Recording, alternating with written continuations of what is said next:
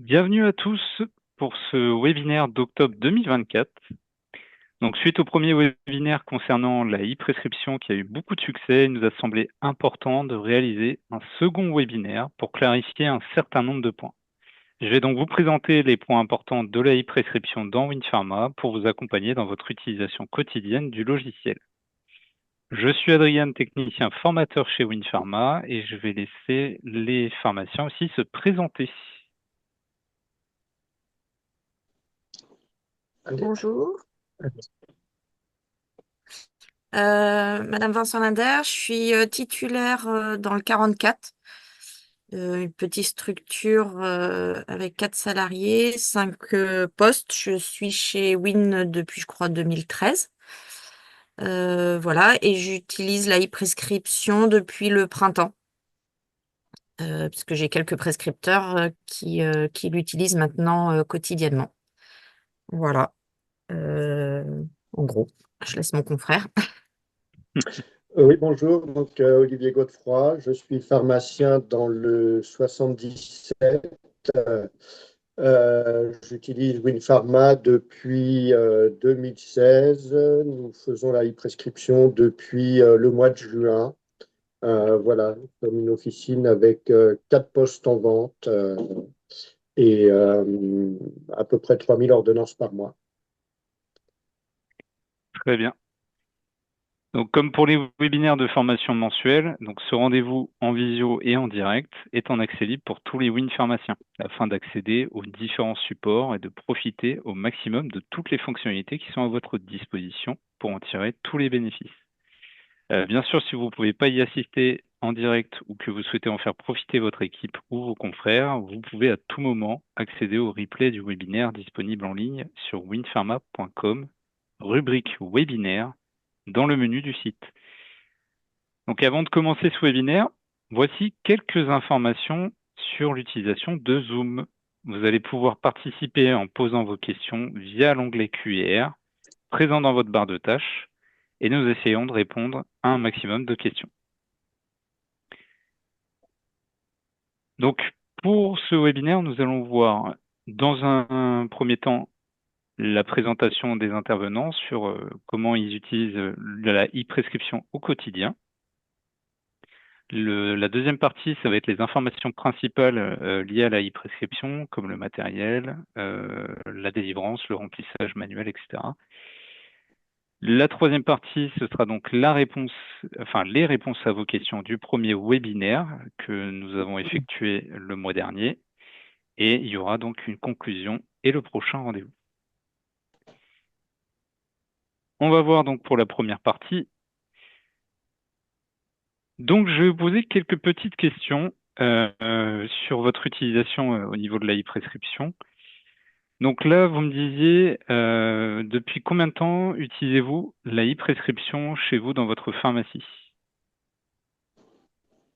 Depuis le mois de juin, pour moi, juin 2024. Juin 2024. Avec combien de médecins à peu près?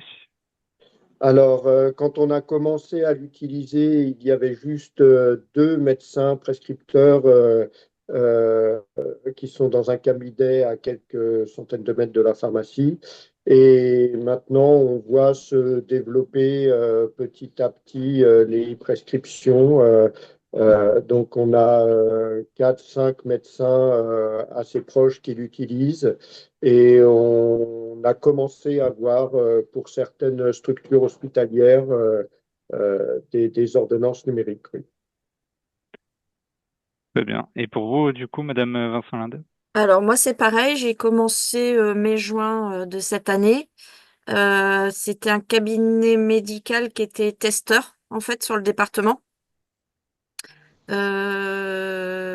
Et puis là maintenant ça s'est alors pas généralisé, mais j'ai 4-5 médecins qui l'utilisent vraiment plus que quotidiennement, pratiquement à chaque prescription et quelques-uns encore ponctuellement. Voilà. Et D'accord. ouais, puis l'hôpital, enfin certaines, alors pas forcément tous les services hospitaliers, mais quelques petites structures, ouais, peuvent l'utiliser également. On va continuer avec vous. Donc, combien de temps cela vous a pris pour vous familiariser avec l'ordonnance numérique sur WinPharma? Quelques jours, même pas. Euh, En fait, ce qui a été, je pense, le plus compliqué, c'est de savoir s'il fallait utiliser le QR code ou le code.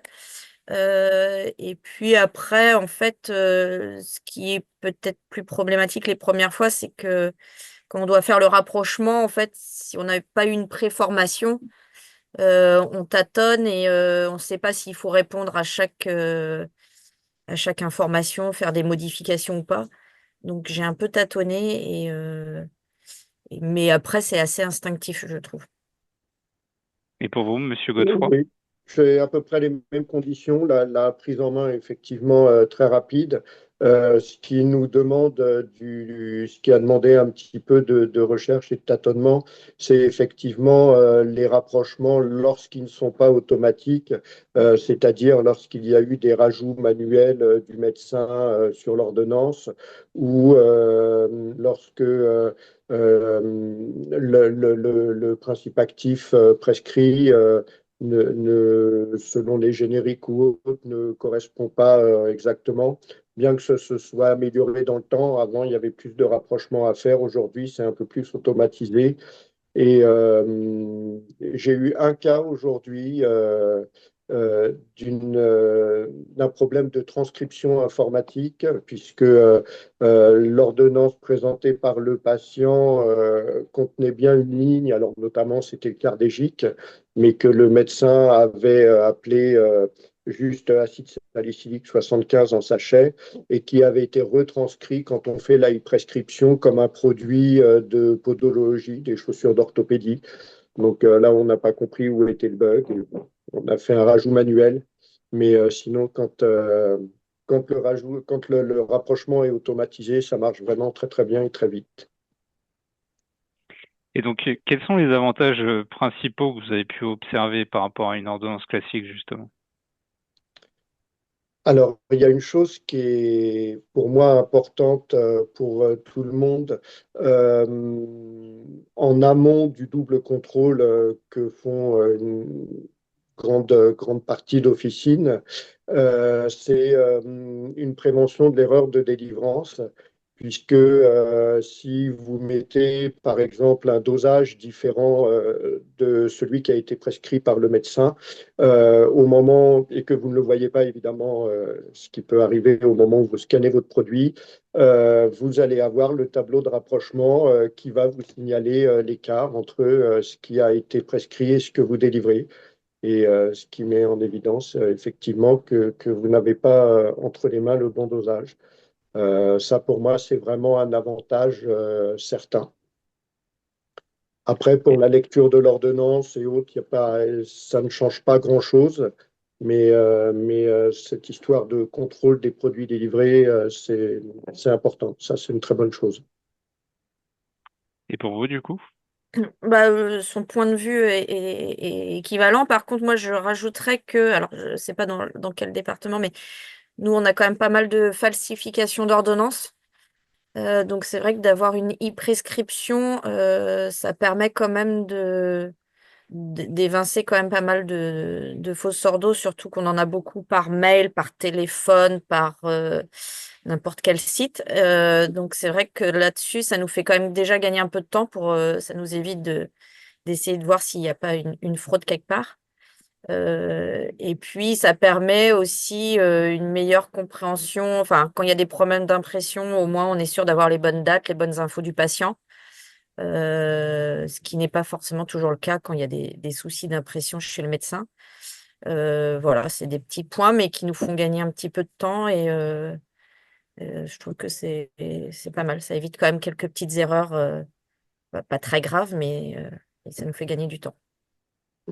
Oui, puis il va y avoir aussi une utilité complémentaire, notamment à partir du mois de décembre, où la codéine et le tramadol, sous toutes leurs formes, vont passer en ordonnance sécurisée. C'est que notamment la sécurité sociale nous a confirmé que la e-prescription remplaçait du coup l'ordonnance sécurisée et qu'elle était reconnue comme ordonnance sécurisée. Elle est également reconnue comme ordonnance de médicaments d'exception aussi. Donc c'est pas mal. Oui, tout à fait, en complément. D'accord. Très bien. Bah, écoutez, je vous poserai la suite des questions juste après. On va passer donc à la partie 2 au niveau de la e-prescription, donc les informations principales. Donc concernant le matériel compatible, on nous avait posé pas mal de questions sur savoir si le matériel allait être compatible ou pas au niveau de la e-prescription. Bah, justement, je vais vous poser les questions en même temps. Donc là, concernant le matériel, nous avons une liste de matériel compatible dans notre cahier des charges. Celle-ci n'est pas définitive car nous sommes en cours de test sur d'autres matériels. Mais la majorité du matériel présent dans notre parc en officine est compatible avec l'ordonnance numérique. Et en parlant de ça, je voulais savoir, est-ce que vous aviez rencontré, vous, des difficultés techniques lors de l'utilisation de la e-prescription dans votre pharmacie? Oui, Donc, ça m'arrive encore avec les QR codes. Problème d'impression, si l'impression du médecin n'est pas très bonne, eh ben, on a des difficultés à lire le QR code. Et après, au niveau technique, c'est également avec l'INS du patient. Là, ça m'est arrivé hier, en fait. La patiente s'appelle, je sais plus, Marie-Claude. La Sécu l'a nommée Marie. Donc, il y a incompatibilité. Donc, j'ai été obligée de les valider sur sa fiche patient, mais le QR code ne voulait pas se lire. Mais j'ai quand même de temps en temps des problèmes d'impression de QR code et ça complique la lecture. d'accord. Alors Oui, moi, ça j'ai nous des arrive aussi. Honeywell 3310, donc je ne sais pas si c'est à cause de ça ou pas, si c'est des vieux modèles. Non, ça nous arrive aussi d'avoir le problème, notamment avec des médecins qui ont des imprimantes à jet d'encre avec des cartouches ou des tambours en fin de vie Mm. qui font des traits blancs, des traits noirs et autres et qui viennent perturber la lecture du QR code. Mais bon, heureusement, il y a là quand même la fonction qui permet de le retaper manuellement. Alors certes, on perd un tout petit peu de temps, mais on récupère quand même toutes les données en tapant manuellement le code. Ok. Donc, au niveau de la partie délivrance partielle d'une ordonnance numérique, donc il faut savoir qu'il est possible d'effectuer une e-prescription avec une délivrance partielle, c'est-à-dire chaque ligne de la e-prescription ne sont pas nécessairement délivrées. Cependant, chaque ligne de la facture WinPharma doit être rapprochée avec une des lignes de l'ordonnance numérique. Est-ce que vous avez eu justement des difficultés avec tout ce qui est délivrance partielle ou peut-être même, ne serait-ce que pour les renouvellements d'ordonnances, est-ce que vous aviez justement des difficultés ou pas du tout? Non, moi alors je fais pas de remplissage automatique, justement pour parce que on a quand même beaucoup d'ordonnances où on ne délivre pas la totalité. Donc ça fait un peu moins de travail, je trouve. Mais après, pour le rapprochement, les seuls soucis, on a des soucis de rapprochement, c'est pour les dispositifs médicaux. Mais après, dès que c'est une molécule, une DCI classique, c'est pas très. Enfin, pour moi, je trouve que c'est pas très compliqué. Et pour vous, Monsieur Godefroy? Oui, mais même chose pour nous, effectivement. On ne fait pas pour l'instant, on n'utilise pas le remplissage automatique, donc du coup, pas de difficulté avec les délivrances partielles ou les renouvellements. On trouve juste sur l'historique. Par contre, oui, au niveau du rapprochement, la LPP, là, ça reste quand même une galère, notamment quand on prend, par exemple, les compléments alimentaires, où le médecin, pour se simplifier la vie, va choisir une référence d'une boisson ou d'une crème quelconque avec un parfum donné. Et quand le patient va choisir quatre ou cinq parfums différents et éventuellement des formes différentes entre les boissons, les crèmes, etc., eh bien, toutes les lignes vont apparaître en ligne rapprochée manuellement, puisque le système, parce qu'elles ne répondront pas exactement à la prescription précise du médecin. C'est sûr que là, il faudrait peut-être un assouplissement des règles, mais ça, je sais bien que ça ne dépend pas de vous, où la prescription puisse se faire du coup en code LPP et non pas en produit où le rapprochement est plus difficile. D'accord. Alors, il y avait une autre question également, c'était sur la partie de l'utilité de numériser l'ordonnance. Donc, pourquoi numériser encore l'ordonnance malgré le fait qu'on est sur une e-prescription? Donc, l'ordonnance papier est toujours nécessaire parce que le pharmacien doit obligatoirement comparer l'ordonnance papier et l'ordonnance numérique reçue du serveur de la e-prescription. Donc, en cas de souci, par exemple une incohérence de l'information, il faut donc abandonner l'ordonnance numérique et passer en flux classique, donc ordonnance papier, score. Et nous vous recommandons donc de toujours continuer à scanner les ordonnances pour conserver aussi les traces d'inscription manuelle ou les notifications effectuées par le médecin. De plus, le passage du flux e-prescription en flux score peut être nécessaire si l'envoi de la e-prescription a provoqué un rejet ou si le système national aussi est en panne, parce que ça peut arriver. On sait très bien que ça peut arriver d'avoir des problèmes de panne au niveau des serveurs de la Sécu. Au niveau du remplissage manuel versus le remplissage automatique, donc il est préconisé d'utiliser la saisie à la ligne des produits de la prescription au lieu du remplissage automatique, car ce dernier peut générer des corrections, parce que vous pourrez justement générer des corrections et adapter la délivrance en tout cas du patient. Je voulais savoir justement, est-ce que vous utilisez plutôt le remplissage automatique ou le remplissage manuel à chaque fois que vous faites une e-prescription? On va commencer. Manuel uniquement pour l'instant. Ouais. Manuel uniquement? Oui, Ouais, oui. également manuel. J'ai testé l'automatique, sachant que j'ai un robot. Oui. Je me suis dit, ça serait peut-être super plus simple. Mais en fait, il propose tout ce qu'on a ou tout ce qu'on a pu utiliser. Et actuellement, avec les quelques ruptures que nous avons, on n'a plus un seul génériqueur, mais on en a plusieurs. Et donc, en fait, on perd autant de temps à retrouver dans la liste déroulante le produit qu'on veut mettre que de le taper directement en manuel. Voilà, il n'y a Oui. pas d'avantage, enfin, en gain de temps, il n'y a pas. Je pense que oui, si on a une seule référence, c'est super, mais actuellement, je pense que c'est pas du tout un gain de temps.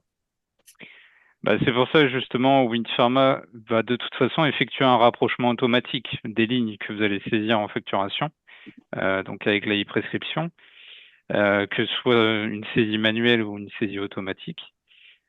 Cependant, donc, il n'existe pas de contrôle de la posologie ou des quantités délivrées dans Wind Pharma, d'où le fait qu'on préconise fortement de passer sur un rapprochement manuel plutôt qu'automatique, enfin une saisie manuelle plutôt qu'automatique.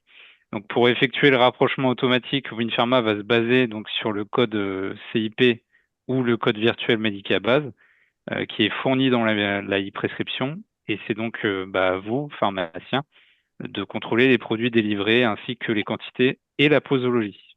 Parce qu'effectivement, on nous avait posé la question de savoir par rapport à une ordonnance pour 6 mois ou quelque chose comme ça, est-ce que Wind Pharma intègre tous les produits, enfin c'est-à-dire l'entièreté des 6 mois ou pas?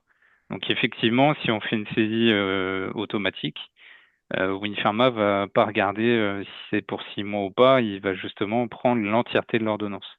Donc d'où le fait de passer sur une saisie manuelle.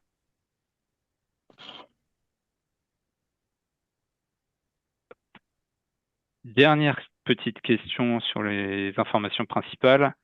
Donc, est-ce que les e-prescriptions réalisées dans d'autres officines sont disponibles dans le logiciel? Vous pouvez consulter les délivrances qui ont été effectuées dans votre pharmacie uniquement. Lorsque l'on va dans le listing des e-prescriptions déjà délivrées, vous pouvez donc décocher la case cacher les délivrances que l'on voit à l'image ici pour visualiser les facturations effectuées dans votre pharmacie. Donc ça, c'est dû à la version 1 du cahier des charges qui prévoit que le flux de e-prescription soit remonté lors de la télétransmission de la facture. mais vous devez continuer quand même d'imprimer les traces des délivrances sur le dos d'ordonnance papier. Donc, copier client que vous faites avec soit F8, soit en suivant le fil rouge dans WinPharma. Donc, la version 1, pour le moment, du cahier des charges ne permet pas de voir les délivrances de la pharmacie A dans la pharmacie B. Donc, chaque pharmacie peut consulter seulement que ses propres délivrances. Donc, l'information des délivrances effectuées dans les autres pharmacies est prévue dans de futures versions de la norme de la e-prescription. Cette évolution de la norme e-prescription est en cours d'analyse et de développement et permettra d'afficher l'intégralité des e-prescriptions du client. Cela sera utile dans le cas de renouvellement, par exemple, et si le patient n'a pas son ordonnance papier. Donc à terme, effectivement, on n'aura plus besoin d'aller chercher la e-prescription, enfin de demander au patient est-ce que vous avez votre papier, etc. Voilà pour cette partie information principale. Donc on va passer à la partie 3, la partie questions-réponses. Donc dans cette partie-là, je vais répondre à toutes les questions qu'il y a pu y avoir sur le dernier webinaire sur la e-prescription. Juste avant de commencer celle-ci, je voudrais savoir, est-ce que vous aviez eu du mal à trouver des informations sur la e-prescription via WinPharma? On va commencer par... Non, non, non, c'est dans l'aide, c'est facilement accessible, non, aucun problème.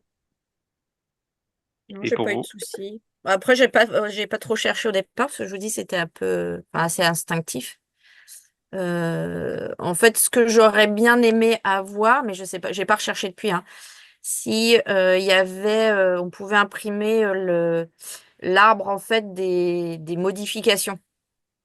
Parce que c'est un peu une usine à gaz et c'est vrai que quand on doit faire tout dérouler pour chaque item, c'est un peu compliqué. Mais a priori, il n'y a pas, donc je déroule quand même. Bon, après, on modifie pas souvent, hein, voilà. Ouais, les modifications par rapport aux motifs, sous-motifs, etc., c'est ça? Oui, c'est ça. Oui, tout à fait. Alors c'est vrai qu'on nous avait posé la question, savoir si on pouvait ajouter des motifs ou en modifier certains, etc. Effectivement, il n'y a pas cette possibilité-là parce que justement, ça fait partie du cahier des charges qui nous a été imposé. Donc voilà. Après, malheureusement, certains motifs, sous-motifs ne vont pas forcément correspondre aux besoins recherchés, Mm. mais on ne peut pas en rajouter sur cette partie-là. Donc la première question qui nous avait été posée, c'était comment ajouter un produit en facturation ne figurant pas dans la e-prescription. Donc, suivant les recommandations du GIE Sésame Vital, la facture WinPharma doit correspondre à l'ordonnance numérique. Donc, vous avez deux possibilités pour ajouter un produit non présent dans la e-prescription. C'est soit ajout avec modification de la e-prescription avec l'accord du médecin, dans le cas d'une inscription manuelle qui a été faite par le prescripteur ou un oubli de sa part, ou un oubli aussi de prescription d'un traitement habituel. Soit vous faites une vente enchaînée pour le produit non référencé sur l'ordonnance numérique. De toute façon, il n'y a pas trop le choix. Et on parlait de toute façon de tout à l'heure des motifs sous-motifs. Et soit vous ajoutez, soit vous faites une vente enchaînée. Deuxième question, c'était comment procéder dans le cas d'une erreur ou d'un rejet sur l'e-prescription. Donc, en fonction d'un code erreur et du motif de rejet, il est possible de renvoyer la e-prescription à partir du menu liste des e-prescriptions. Donc, c'est un peu comme avec le score. Vous pouvez corriger la facture et renvoyer une e-prescription avec ou sans recyclage, ou abandonner une e-prescription pour passer en flux papier. Je voulais savoir, est-ce que depuis que vous faites des e-prescriptions, vous avez eu des rejets sur ces factures-là, ou enfin, ce qui vous a amené à, à procéder justement à un recyclage, etc. Non, pour Euh, l'instant, pas de rejet. Sachant que quand on bute un peu, effectivement, on passe, on abandonne la e-prescription et on repasse à l'ancienne. Donc, du coup, pas de rejet. Moi non Et plus, pour j'ai pas de rejet. Après, enfin, en tout cas, on m'a pas encore remonté de rejet. vu que je gère pas les rejets personnellement. Mais non, je pense que c'est comme Monsieur Godefroy. Je vois par exemple les dispositifs médicaux ou LPP, on va les facturer à côté parce que ça passe pas. Donc Ok, tout à fait. Bah après, oui, pour les LPP, justement, j'y reviendrai juste après. Donc, est-ce qu'on peut substituer un dispositif médical ou orthopédie? Donc, on parlait des LPP, donc effectivement, vous pouvez substituer un dispositif médical ou orthopédie, sauf si l'ordonnance numérique contient un code LPP d'un laboratoire précis. Donc, vous ne pourrez pas délivrer le produit exact qui a été prescrit, sinon vous devez forcément abandonner le flux de la e-prescription. Ça, c'est obligatoire.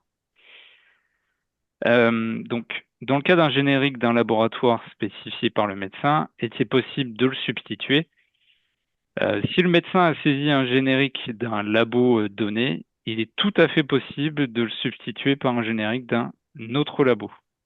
Est-ce que vous, ça vous arrive d'avoir forcément comment dire, un génériqueur qui a été sélectionné au hasard par le médecin sur les e-prescriptions?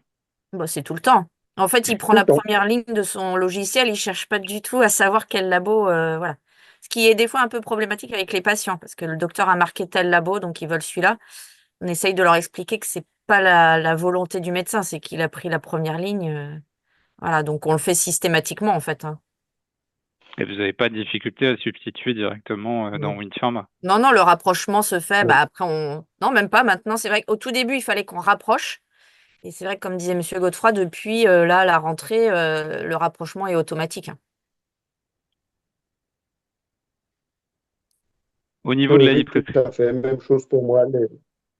C'est toutes les ordonnances. Les médecins prennent souvent le laboratoire Haro, pour ne pas le Voilà. citer, c'est en début de liste. Et puis voilà, donc non, ça se fait tout seul maintenant, ça marche bien. très bien. Donc la e-prescription délivrée apparaît-elle différemment des autres dans l'historique client? Donc l'icône e-prescription va être rajoutée dans l'historique client, donc le contrôle O, dans l'une des futures versions de WinPharma. Donc normalement, vous allez avoir une petite image, enfin les petites icônes qui seront directement dans la partie historique client. Comme ça vous permettra de distinguer assez rapidement si c'est une e-prescription ou non, sans forcément chercher de l'information à droite à gauche. Dans quel cas peut-on avoir des incohérences entre l'ordonnance papier et la e-prescription? Donc, vous le disiez justement tout à l'heure, ça peut être effectivement soit par rapport au génériqueur, etc., ou les inscriptions manuelles du médecin. Donc, il peut y exister des incohérences si, par exemple, la e-prescription présente un ajout d'informations manuscrites ou un code provenant d'une autre ordonnance, d'un autre client ou encore d'un autre médecin. Donc, si vous constatez une incohérence sur un médicament ou sur le dosage ou le traitement régulier, vous pouvez tout à fait modifier la e-prescription avec l'accord du médecin directement depuis WinPharma. Donc, j'imagine que vous avez déjà eu ce cas-là de pouvoir modifier peut-être justement le dosage ou la posologie d'un traitement via la e-prescription, j'imagine. Oui, oui, oui, plusieurs fois, presque régulièrement, effectivement, surtout pour des dosages, oui. Et pour vous, du coup? Moi aussi, quelques fois, ou en substitution parce qu'il manque un antibiotique. Et là, par exemple, ce matin, le médecin n'arrivait pas à mettre la durée de traitement. Donc là, toutes mes e-prescriptions n'ont pas de durée. Donc, obligé de modifier parce que je vais pas délivrer juste une petite boîte, sachant que c'est des traitements chroniques. Donc, voilà, j'ai modifié la durée. Très bien. Au niveau de la qualification de l'INS, est-ce qu'elle est obligatoire dans le cas d'une e-prescription? Ça, je pense que vous le savez, ce n'est pas obligatoire que l'INS soit qualifié lorsque vous faites une délivrance d'une e-prescription. Quel est l'intérêt donc d'une e-prescription? C'est que l'ordonnance, en fait, ça a plusieurs avantages. comme le disaient les pharmaciens tout à l'heure, donc l'ordonnance numérique est déjà sécurisée. Le contrôle de l'ordonnance est effectué lors du rapprochement, donc ça permet un double contrôle. Et vous avez aussi, alors je ne sais pas si vous allez peut-être me dire, le temps de génération des low scores donc, va diminuer au fur et à mesure. C'est-à-dire qu'il y aura moins de scores à envoyer vu que ce sera plus de la e-prescription. Et la télétransmission donc, sera plus rapide. Alors, vous disiez donc, Madame Vincent Linder, que vous faites pas trop le tiers payant, donc effectivement, vous avez peut-être pas pu le constater, mais est-ce que vous, Monsieur Godefroy, vous avez pu avoir ce ressenti-là ou pas du tout? Alors, non, pour l'instant, comme on numérise de toute manière en parallèle systématiquement toutes les ordonnances donc, qui sont envoyées en score, et comme on a malgré tout un volume de e-prescription qui reste minime quand même par rapport à la totalité des prescriptions que nous avons, on n'a pas encore constaté effectivement d'amélioration sur les délais de transmission euh, qui sont même depuis le printemps, enfin depuis l'automne, là, je ne sais pas ce qui se passe depuis le mois de septembre, mais les délais de transmission sont même plutôt allongés. Je ne pense pas du tout que ce soit lié à WinPharma, mais au niveau du serveur, des serveurs qui reçoivent les télétransmissions, je ne sais pas ce qui se passe chez eux, mais c'est un peu allongé. Alors, D'accord. moi, je fais pas Oui. je fais les télétransmissions, hein. Je fais Ah, pas les rejets, c'est tout. Et je vois pas de modification. C'est le même temps. Et le score a toujours été très rapide à être télétransmis, donc je vois pas du tout de changement particulier. Euh, non, on n'a pas de. Pour l'instant, mais c'est pareil, on a peut-être un tiers, même pas de e-prescription, et pour l'instant, on n'en voit pas le bénéfice. oui, pour le moment, oui, effectivement. Alors, la e-prescription crée-t-elle automatiquement les médecins? La e-prescription ne crée pas les médecins en automatique. Cependant, elle est grandement simplifiée par l'intégration via l'annuaire de santé que vous avez depuis le Ségur maintenant depuis l'année dernière. Cependant, il est nécessaire de saisir le médecin avant de scanner le QR code, car celui-ci est utilisé pour le contrôle de concordance des données saisies en facturation. Il va regarder le patient, le médecin, etc., pour vérifier que la e-prescription est bonne.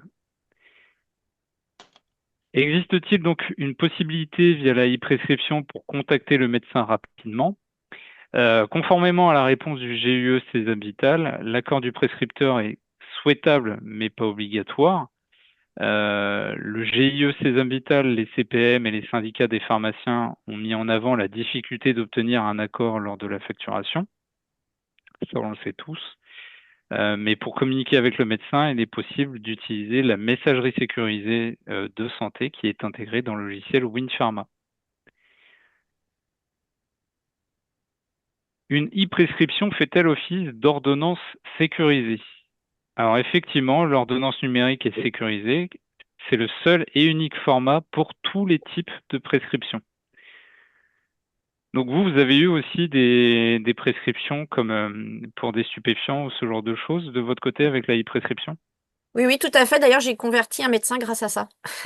Il avait plus d'ordonnance sécurisée pour les stupes et donc il était un peu embêté et je lui ai dit, bah, il existe la e-prescription. Et donc, il s'est mis à la e-prescription pour pouvoir prescrire les stupéfiants de ses patients. Voilà. Donc, Oui, on ça en a eu revient. aussi quelques-unes. Et puis, comme je le disais tout à l'heure, Euh, le passage à l'ordonnance sécurisée obligatoire pour tous les codéinés et le tramadol va certainement amplifier le mouvement d'utilisation de la e-prescription parce que sinon, les médecins, vu le volume de prescription de ces molécules, vont utiliser leur carnet d'ordonnance sécurisée à la file et ça ne va pas du tout leur plaire. Alors, je voyais qu'il y avait une demande aussi sur la messagerie organisationnelle, si elle sera intégrée à WinPharma. Donc, on en parlait tout à l'heure. Donc, effectivement, c'est en test sur WinPharma. On vous communiquera des informations dessus dès que ce sera disponible. Hop. Donc, pourquoi ne doit-on pas choisir le remplissage automatique lorsque l'on possède un robot? Donc, ça, vous le savez, du coup, vous avez déjà pu faire le test. Et peut-on toujours insérer un produit via l'historique du patient? Donc, le remplissage automatique n'est pas conseillé même lorsqu'un robot automate est présent dans l'officine. Donc, le rapprochement manuel est le mode à privilégier, que ce soit avec et sans robot.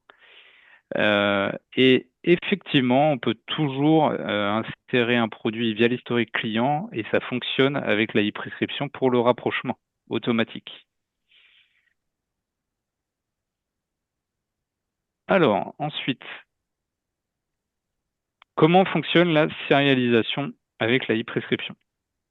Donc, il y a une fenêtre demandant de scanner les produits délivrés qui va s'afficher en fin de facturation pour scanner les produits non précédemment scannés, soumis à à la sérialisation, pardon. Vous, au niveau de la sérialisation, vous n'avez pas eu de problématique particulière? Non, à Non. part un QR code qui pourrait ne pas passer, mais déjà en sortant du robot, c'est sérialisé. Oui, Donc il y a les quelques molécules vaccins, bétadine, voilà, qui sont pas moi dans mon robot que je rescanne. Et c'est vrai que si on en a oublié un, on a la petite fenêtre qui nous demande de rescanner les produits listés qu'on aurait pu potentiellement oublier. Mais c'est très facile. Enfin, donc vous, c'est pareil de votre côté, Monsieur Godefroy. Oui, oui, tout à fait. Oui, oui, pas de difficulté. Bon, moi, j'ai pas de robot, mais pas de difficulté. Si on oublie une boîte, il y a le tableau et on repasse, ça passe bien. Très bien. Donc au niveau de la e-prescription, est-ce qu'elle peut être présentée sur smartphone? Donc la norme en fait prévoit que l'utilisation de l'ordonnance papier pour justement la contrôler par rapport au contenu de l'ordonnance numérique, donc avec la réponse que vous avez. Et le patient doit donc vous présenter cette fameuse ordonnance papier, sinon l'ordonnance doit être reçue par messagerie sécurisée de santé. La suppression d'un produit sur la e-prescription entraîne-t-elle une suppression définitive sur le serveur national? Le médicament sera supprimé sur le site national pour cette ordonnance, mais cette opération s'affiche comme une modification. L'ordonnance initiale peut toujours être consultée sans prendre en compte les modifications, ajouts ou suppressions. Donc, vous avez toujours l'ordonnance initiale.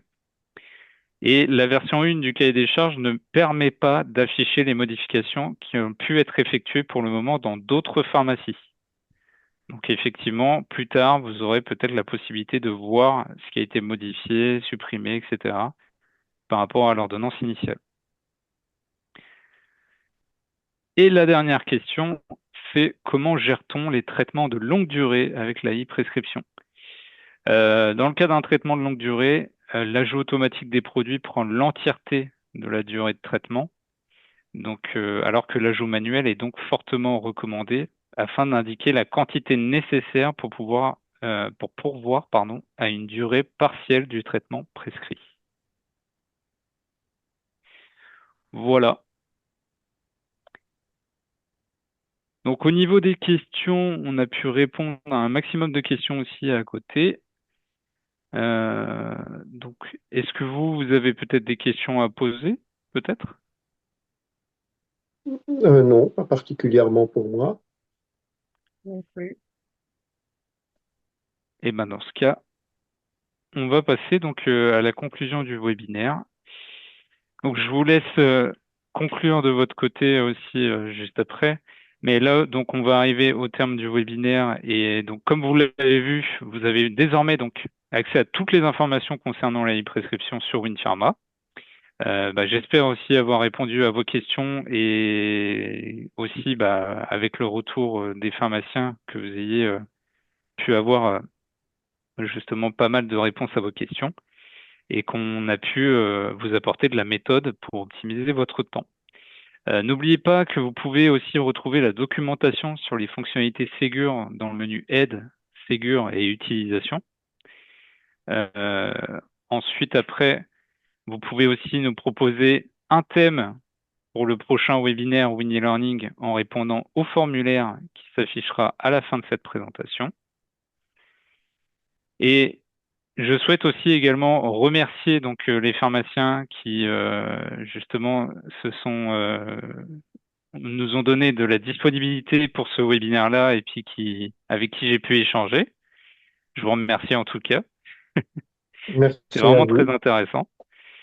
Au moins, il y a pu y avoir un petit échange justement sur votre utilisation quotidienne de la e-prescription et puis ça permet de voir également que c'est pas non plus si compliqué que ça et que vous pouvez, enfin, il y a au moins une bonne partie qui permet de faire des ordonnances assez rapidement. Et puis, comme vous disiez, justement, ça vous permet d'éviter tout ce qui est fraude, etc. Donc, n'oubliez pas que vous pouvez continuer à nous suivre sur nos réseaux sociaux et sur winpharma.com ou sur la page Winnie Learning qui est présente depuis votre WinPharma dans le menu Aide. Retrouvez également sur nos réseaux sociaux l'actualité de WinPharma ainsi que des astuces concernant votre logiciel. Évidemment, tout ce qui est question n'ayant pas eu de réponse en live seront traitées sur la page du replay en bas de page de celui-ci. Et merci à toutes et tous, vous étiez particulièrement nombreux aujourd'hui. Restez attentifs sur nos réseaux sociaux.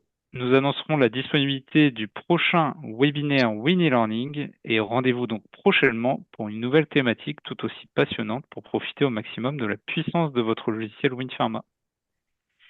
Je vous souhaite un bon après-midi et à bientôt. Bon après-midi à vous. Merci. Bon Bon après-midi à après-midi tous. à vous. Au revoir. Au Merci. Au revoir. revoir.